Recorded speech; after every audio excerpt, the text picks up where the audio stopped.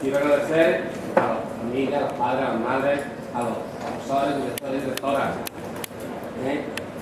que estamos en esta jornada, pues, su presencia, para la Delegación de Granada, al Consejo de Educación, a todos, a la Junta Directiva de CODAPA, su asistencia a este 7º Congreso de CODAPA. Un congreso en el que vamos a tocar lo que más nos importa en CODAPA, o por lo menos lo que siempre nos bandera: la equidad, la igualdad dentro de nuestro país. A continuación paso a presentar la mesa que nos acompaña. A mi derecha, el señor consejero, don Francisco Álvarez de la Chica. A continuación, la delegada de Educación de Granada, doña Ana Gámez Tapias. Y a mi izquierda, el presidente de la Asociación de Actos de Papalándara, Antonio Puerto. Tiene la palabra. Buenos días. En principio, agradecer al señor consejero que hoy su apoyo aquí, al grupo de profesionales, padres y madres, que durante este fin de semana, dejando a sus familias, pues van a abordar un tema que, bueno, es de gran inquietud para ellos, como es el tema de la necesidad educativa especial. También agradecer la presencia, como no, de nuestra delegada provincial, Ana Gámez, que está siempre atenta a las peticiones que de los padres y madres le hacemos llegar con respecto a este tema. También quisiera agradecer, como no, al compañero Francisco Mora y a la Junta Directiva de CODAPA, que, bueno, haya elegido Granada para realizar este congreso sobre este tema de las necesidades educativas especiales, un tema tan amplio, a los cuales, además de interés a los padres, soy consciente que a muchos le crea un gran desasosiego de qué está ocurriendo o qué no está ocurriendo con su hijo en los centros educativos. Yo creo que hoy hay que valorar y tener en cuenta, y hay que reconocer, y los padres que llevamos ya trayectoria en el mundo de la AMPA, y hemos visto transcurrir el tiempo, que ha habido un gran avance sobre el tema de las necesidades educativas especiales durante todos los centros educativos. Conscientes también de que queda un gran camino por andar, y pidiendo a la Administración que tenga en mente siempre, y yo creo que así lo hace, el discurrir y el pensamiento de nuestros padres y nuestras madres. Porque somos conscientes que este trabajo se hará en los centros educativos mucho mejor con el apoyo de las familias.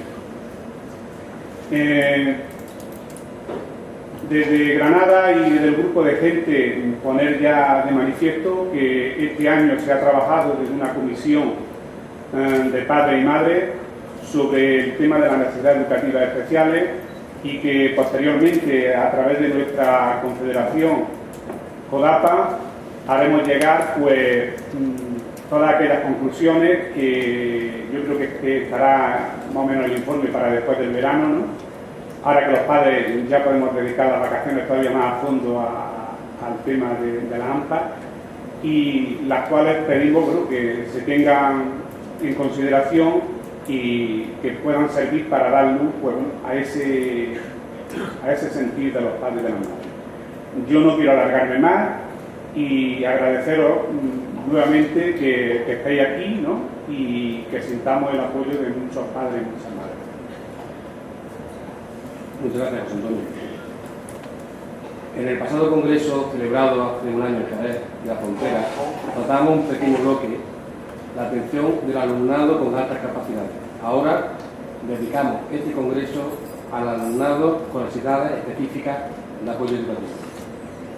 Aunque no estaría fácil, es importante que los alumnos cuenten con una educación que se ajuste al máximo con sus necesidades, ya que muchos presentan necesidades de tipo individualizado, hiperactividad, déficit de atención, dislexia, etc., que deben de ser atendidas en cuenta. Desde la Confederación apostamos porque el alumnado con necesidades concretas sea debidamente atendido, no solo por su evolución personal, sino mirando más allá, por una mayor integración en clase que a su vez conlleve un enriquecimiento colectivo. En este congreso también queremos dar respuesta a las numerosas peticiones que padres y madres nos han realizado para conocer mejor la acción tutorial, así como los planes y programas de la Consejería de Educación al objeto de tener la información suficiente cara al próximo curso escolar. Con este congreso culminamos un intenso curso cargado de trabajo, esfuerzo, interés, disponibilidad, dedicación y deseo de informarnos. La formación que recibimos y trasladamos hoy es la formación que tendremos en el mañana. Es necesario, aunque difícil, compatibilizar nuestra vida familiar con la de nuestro voluntariado, pero es la única forma de estar preparados y para poder contribuir de una forma más eficaz a la mejora de la educación que reciben nuestros hijos e hijas. Muchas padres, muchas madres de los que hoy estáis aquí, habéis compartido con la CODAPA muchos fines de semana de intenso trabajo y este trabajo se ve ahora recompensado con la confianza y seguridad que nos da el saber que esta organización está ofreciendo a los padres y a las madres las herramientas necesarias para ser formadores en vuestras artes, en vuestras federaciones y también en vuestros centros educativos. Comenzamos el curso con la entrega de los premios INCODAPA presididos por el consejero, que también nos acompañó a las primeras jornadas que celebramos en enero sobre la formación de consejeros y consejeras escolares. Continuamos con otra en la que analizamos nuestro papel en el voluntariado social, fomento de la integración, educación para la salud, convivencia, reglamentos orgánicos de los centros. En definitiva, una jornada formativa al mes de la que se han beneficiado más de 500 padres y madres. Yo creo que es una cifra que tendríamos que estar orgullosos. En estas familias formadas, yo creo que tenemos que estar orgullosos con nuestro trabajo de voluntariado. Es nuestro objetivo una formación continua para que los padres y las madres estemos preparados y conozcamos el sistema educativo con el que nuestros hijos e hijas se forman. Ese es nuestro derecho, pero sobre todo nuestra responsabilidad y nuestra obligación. Esta confederación no concibe una participación sin formación, sin compromiso y sin esfuerzo. Pero aunque esto suponga restar tiempo a la familia, somos conscientes de que este tiempo lo estamos invirtiendo pensando en ellos precisamente, en nuestro presente y en su futuro. En nuestra tarea no estamos solos, cada vez más nuestras dudas e inquietudes, objetivos y formación los compartimos con el profesorado, porque para que nuestros hijos e hijas reciban una buena educación es un objetivo común. Por eso agradecemos el interés de los directoras y directoras muestran por nuestro trabajo y sobre todo que lo podamos compartir. Pero también la administración educativa debe reconocer nuestra labor y comparte nuestro objetivo. Por eso agradecemos la asistencia del consejero, no solo porque nos honra con su presencia en este acto, sino porque supone para los padres y para las madres de este movimiento educativo una muestra de confianza y apoyo al trabajo que realizamos desde esta conferencia. Por eso, consejero, quiero transmitirle que nuestro reconocimiento y confianza es mutuo, porque ambos luchamos y apostamos para mejorar nuestra enseñanza pública. Consejero, gracias por entender y apoyar a nuestra organización y por unirse a nosotros en este congreso. Tiene la palabra el consejero de Educación, don Francisco Álvarez.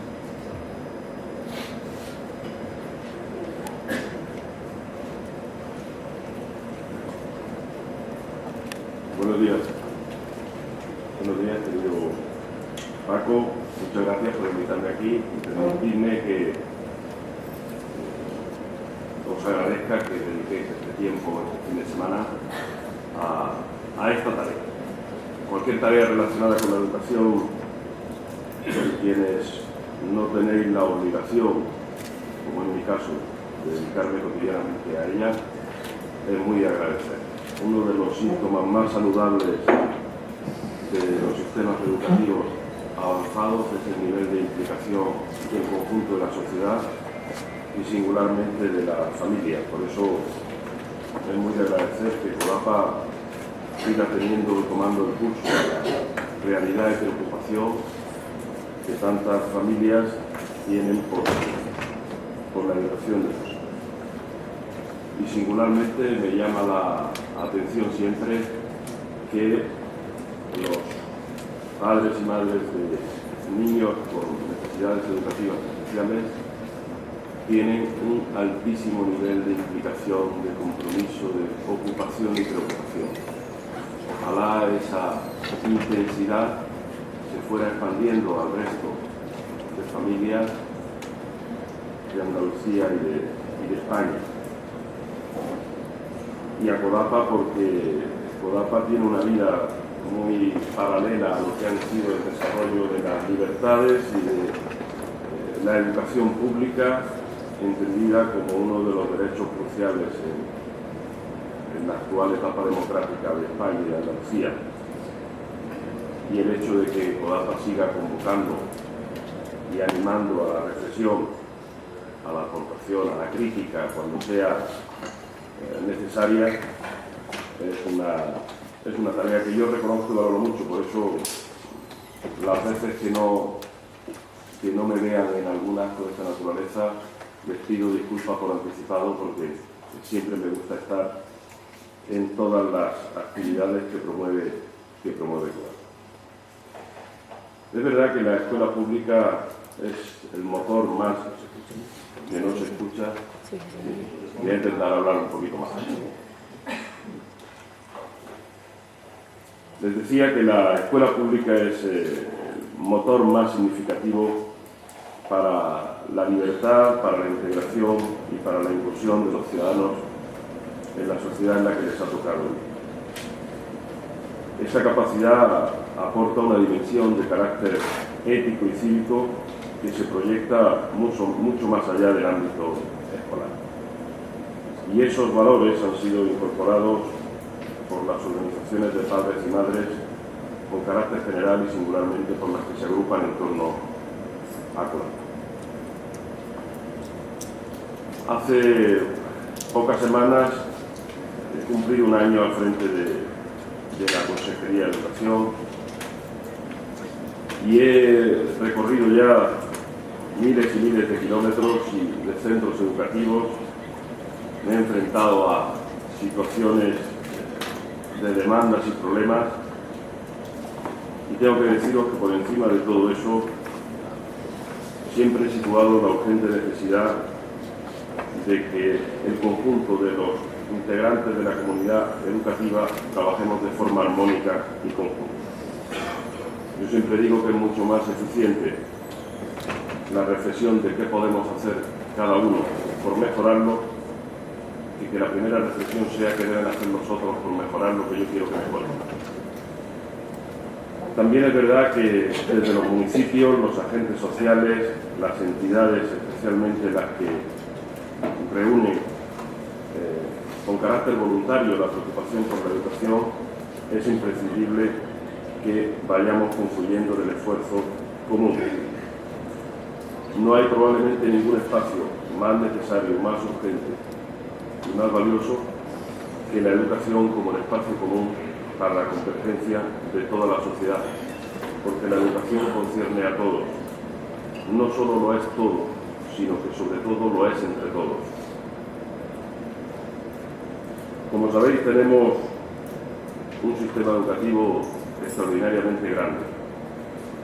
1.800.000 alumnos, lo cual nos sitúan en el primero de España y mucho más significativo e importante que países como Portugal, Austria o incluso representa el doble de tamaño que Finlandia.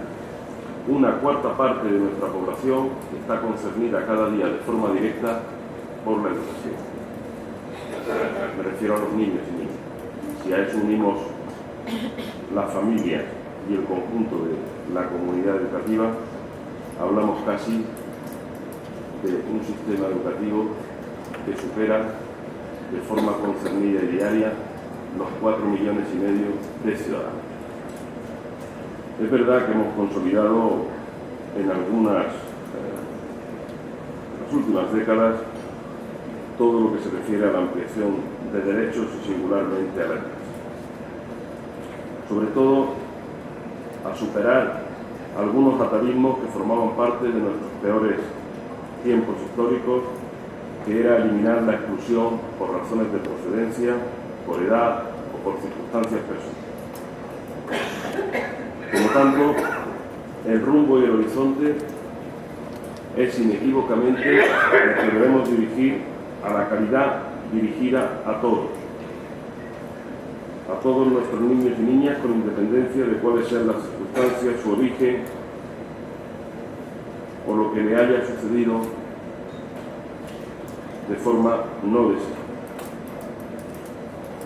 Es verdad que durante algún tiempo el no acceso a la educación no garantizaba una frustración permanente para el resto de la vida de un ciudadano. Pero en el momento que nos encontramos y con los avances que han sucedido en los últimos años, hay que decir que los ciudadanos que no tengan acceso a la educación habrán sacado probablemente un billete de absoluta certeza hacia la exclusión social. Y esa es una tarea que no podemos eludir. Esa es la que nos exige que evitemos, por encima de cualquier cosa, que ninguno de los niños que forman parte de nuestra sociedad y, por lo tanto, del derecho a la educación, rebajemos de forma significativa las posibilidades de fracaso o abandono escolar, sean cuales sean sus condiciones. Pocas políticas son más significativas para el progreso de los pueblos. Sin embargo, en esta era de la globalización, con manifestaciones verdaderamente injustas de las tecnologías, de la multiculturalidad, la educación, el conocimiento, la inteligencia, la información y la formación configuran un elemento significativo e inexcusable al que deben tener acceso todos los ciudadanos. Educar no es solo un aspecto básico para garantizar la evolución económica y social de un pueblo. Tampoco es una actividad más de las muchas que conforman nuestra vida colectiva en un Estado democrático. Es, a mi juicio, el instrumento fundamental para dos elementos esenciales como son la libertad y la igualdad. La educación de hoy exige ser abordada cada vez más sobre una visión íntegra, pero sobre todo sobre la base de la igualdad de oportunidades. Y buscando siempre que quienes más dificultades tienen no sean estas las razones y argumentos que les separen de las posibilidades de éxito. Como yo digo en ocasiones, la educación probablemente es una de las cuestiones que más lentamente evolucionan en todas las sociedades. Yo a veces la comparo, salvando las distancias, con la geología. Saben que la geología es una de las ciencias en la que más hay que esperar el resultado de las cosas. A veces miles y miles de años, en educación no tanto, pero les digo esto porque en ocasiones hay una extraordinaria exigencia y ansiedad por los resultados en la educación. Cualquier decisión estructural que se toma en el sistema educativo no tiene elementos de tabulación y certeza antes de los 10 primeros años. Si queremos saber exactamente si las verdaderas decisiones que tomamos en elementos estructurales significativos son acertadas, hay que tener paciencia y perseverancia. Por eso la educación es un debate tan poco armónico con la política, con los tiempos de la política. Los tiempos de la educación son muy distintos a los tiempos de la política. Por eso normalmente hemos cifrado, a mi juicio de manera equivocada, aspectos de la educación tabulados desde la necesidad política y medidos solo en elementos materiales. Normalmente, cada vez que alguien quiere hacer un valor y juicio sobre la gestión en educación, cuenta cuántos colegios se han construido, cuántos maestros se han contratado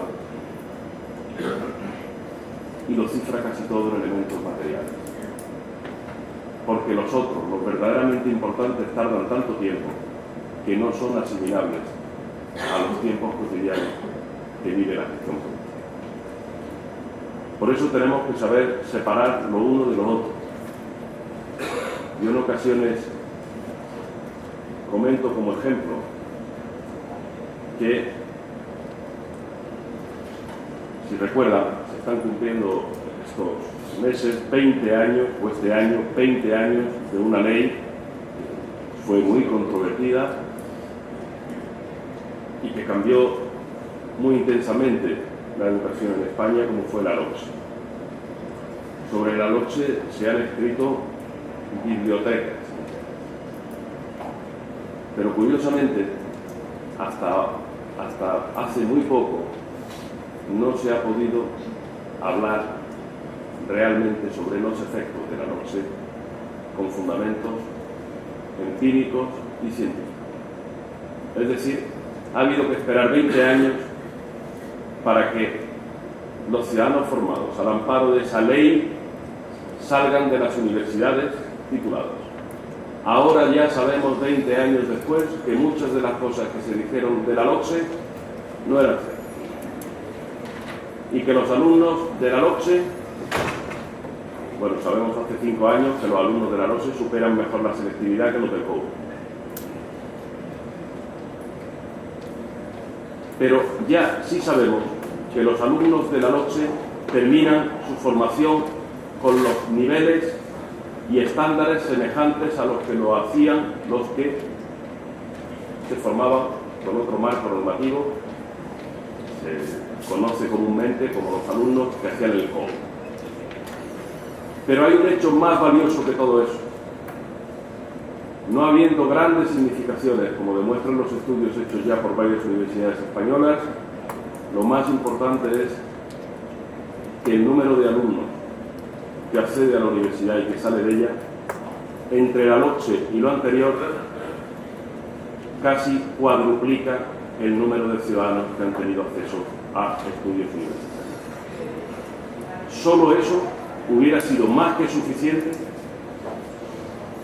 para haber hecho un cambio normativo de esa envergadura, que es el cambio de fondo, la democratización en el acceso al conocimiento, romper el cordón umbilical que hacía que las clases sociales se sucedieran a sí mismas, que las élites fabricaran ellos y que fuera absolutamente extemporáneo que el hijo de un trabajador manual pudiera tener un título universitario.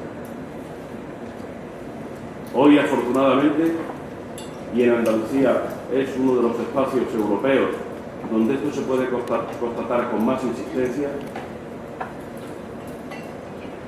en muchos hogares se sientan a comer los hijos y los padres, y los hijos con la primera titulación universitaria de toda su estirpe. No la tuvieron en los últimos 500 años. Ese es un cambio profundo y significativo, al que no hay que dejar oportunidad en la vuelta atrás. Eso puede volver hacia atrás. De hecho, algunos de los aspectos más significativos que están abordando algunos gobiernos de países europeos se refieren al recorte de las posibilidades de acceso a la educación, especialmente en los niveles superiores, con recortes masivos de becas o con incrementos muy significativos de las tasas universitarias. Pero eso es solo un ejemplo. Quizás lo más significativo en relación con el contexto en el que hoy vais a pensar y a compartir y a reflexionar, y es uno, yo siempre digo que la atención a los alumnos con necesidades educativas especiales es el alma del sistema educativo. Demuestra claramente que el sistema educativo tiene sentimiento, que las políticas educativas no son un hecho contable. Por eso es más que probable que haya sido uno de los cambios más significativos que hemos tenido en nuestra nueva etapa de la educación como derecho.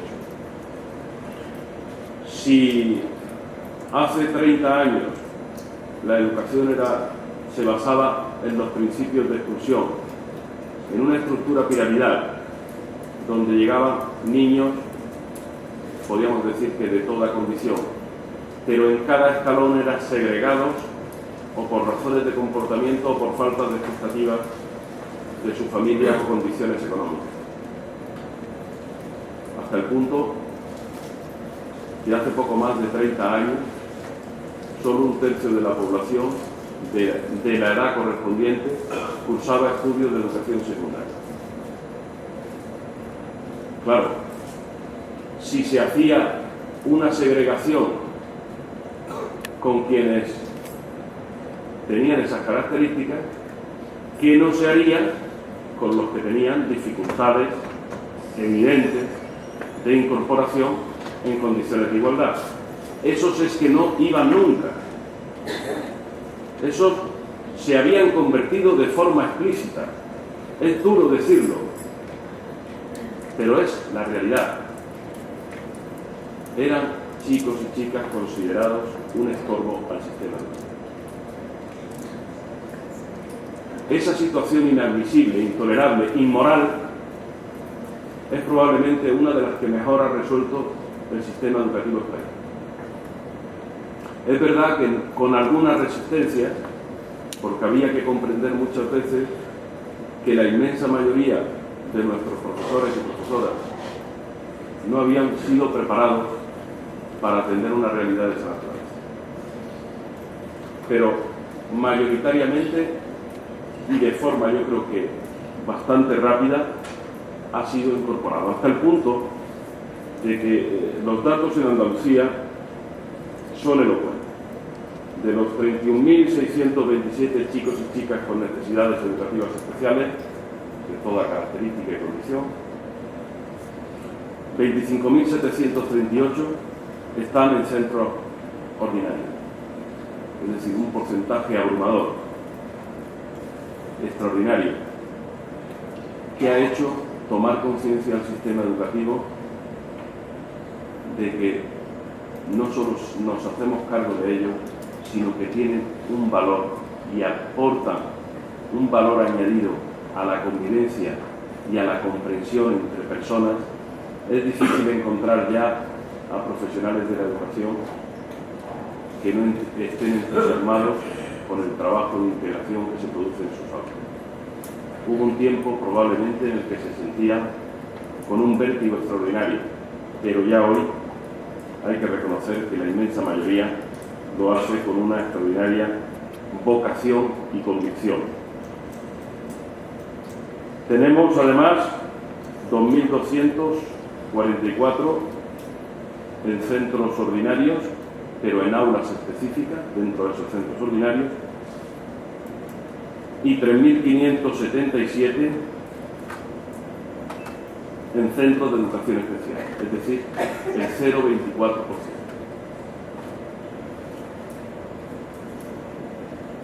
Ese es el alma del sistema educativo, haber conseguido en relativamente poco tiempo un cambio tan significativo de esa manera. Es verdad que pocas circunstancias pueden ser admitidas, y yo lo admito, que todos los recursos que dediquemos a eso son pocos. Es verdad. Pero cualquier ser humano sabe que los recursos siempre tienen algún límite. Y es cierto que hemos hecho un esfuerzo en Andalucía. No tenemos en Andalucía, por cálculo de probabilidad, más chicos y chicas de esta naturaleza que lo que pudiera haber en Madrid, en Cataluña o en Galicia, o en Holanda o en Dinamarca. Pero sí es cierto que mientras la media de inversión en necesidades educativas especiales en España es del 2,4% del presupuesto en educación, en Andalucía es del 3,7%. Una diferencia muy significativa. Pero eso no quiere decir que nos tengamos que conformar. Probablemente hay algunos aspectos que siempre son mejorables. Es verdad que han habido otras políticas significativas que no deben ser ignoradas, aunque no conciendan de forma inequívoca al sistema educativo. Pero el paso dado con la aplicación de derechos como los recogidos en la ley de dependencia no es un tema menor en relación con las circunstancias y con las posibilidades que se ofrecen a las familias para mejorar las condiciones de sus propios hijos.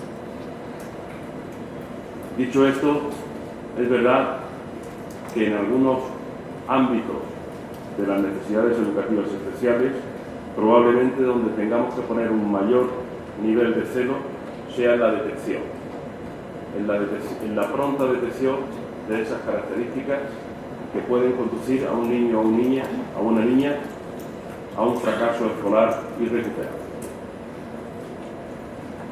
Las cuestiones que tienen que ver con aspectos de la lectura, escritura, la dislexia u otras tipologías de dificultades pueden y deben ser diagnosticadas a tiempo. Es verdad que estamos desplegando esfuerzos para constatar cuanto antes de forma sistemática y no por ensayo-error, como ha venido sucediendo durante algún tiempo. De hecho, esta misma semana estamos concluyendo un nivel universal por primera vez en España. Yo estoy convencido que muy pronto eso lo van a copiar en otros sitios, que son las pruebas que estamos haciendo a los niños de segundo de primaria en todos los aspectos que tienen que ver con lengua, su vertiente escrita y lectora, la expresión oral y todo lo que se refiere al cálculo matemático. Ahí nos van a aparecer algunos indicadores que nos van a señalar a tiempo qué chicos o chicas pueden tener alguna dificultad y que nadie se ha dado cuenta antes de ello. Por otro lado, tengo que decir que también fruto de la reflexión de CODAPA y de otras organizaciones que han colaborado con nosotros, el año pasado, este mismo encuentro estuvo sobre la base del debate sobre las altas capacidades y que yo creo que el plan que hemos puesto en marcha, más allá de las medidas y de la inversión, yo siempre he dicho que un plan de esa naturaleza, por primera vez en Andalucía y casi inédito en España, tenía un valor mayor, y es el haber superado el que las altas capacidades son también una necesidad educativa especial. Un sistema que ha sabido mirar con alma a los niños con más dificultades e integrarlos en los centros educativos normales, mayoritarios, no podía seguir tratando a quienes tienen esas necesidades con esa formulación de desprecio e ignorancia que es los que saben mucho que esperen, como se venía resolviendo habitualmente la situación de alta capacidad.